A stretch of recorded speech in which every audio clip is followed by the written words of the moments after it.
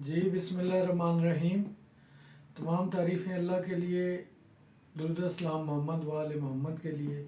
اللہم صلی علی محمد وآل محمد محمد وعلیک ادعو من الجن والانس من الاولین والآخرین۔ جی بسم اللہ ساتھیو، آج جو جانکاری ہے وہ ہے بچھناک کے اوپر۔ اس کو کافی زبانوں میں مختلف نام ہیں۔ کوئی ایکونائٹ انگلش میں کہتے ہیں، بچھناک کہتے ہیں، موری ہمارے جو ادھر شمالی علاقہ جہاد ہے، مانسیرا سائڈ پہ اوپر پہاڑوں کی طرف یہ پائی جاتی ہے، ادھر اس کو موری کہتے ہیں۔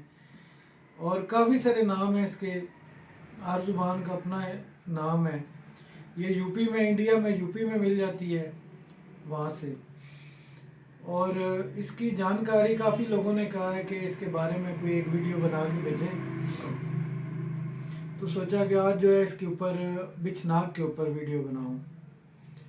تو یہ دو قسم کی ہے، ایک بلو کلر کی، ایک ہلکی وائٹ جامنو، ایک جامنو ہے اور ایک وائٹ کلر کی، دو قسم کی ملتی ہے، پائی جاتی ہے ہمارے ہاں شمالی علاقہ جات میں۔ یہ کشمیر اور خاص کر کے یہ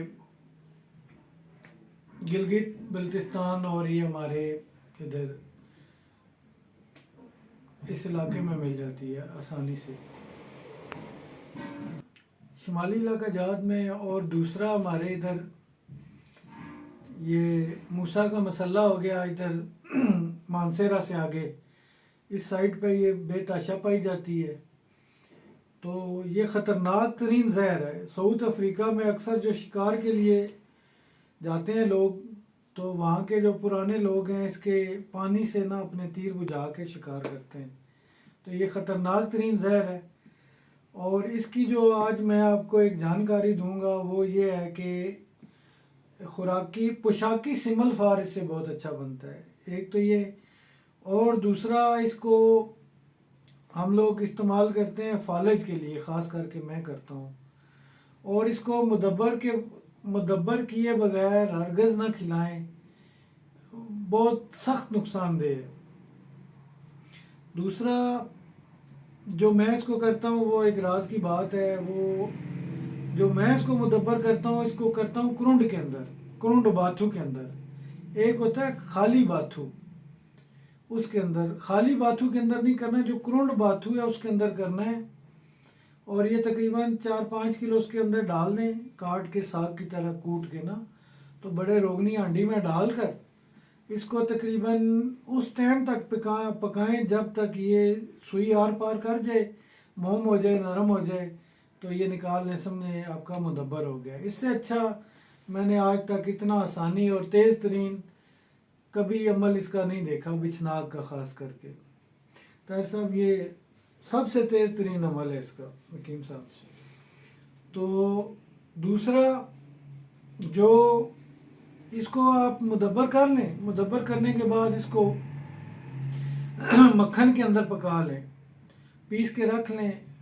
جب آپ کو ضرورت ہو فالج کے مریض کے لیے، تو اپنے حساب سے جو آپ فالج کی دوائی بنا رہے ہیں، جتنا آپ کو ضرورت ہو اس حساب سے آپ استعمال کریں اور فائدہ اٹھائیں۔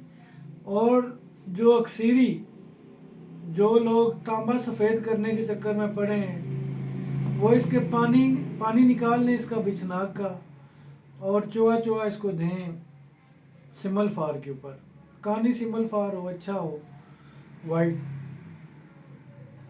اس کے اوپر دیں۔ جب آپ کا وہ موم ہو جائے تو سمجھے تیار ہو گیا۔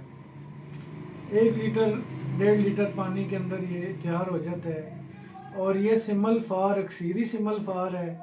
پھر اس سے آگے اس کی اتنی لمبی چال ہے کہ اس سے کئی کام ہوتے ہیں۔ یہ آئل ہو جاتا ہے، پھر یہ کافور ہر چیز کو یہ آئل کرتا ہے، نشادر کو آئل کرتا ہے، اسی طرح اس کی آگے ترتیب ہے۔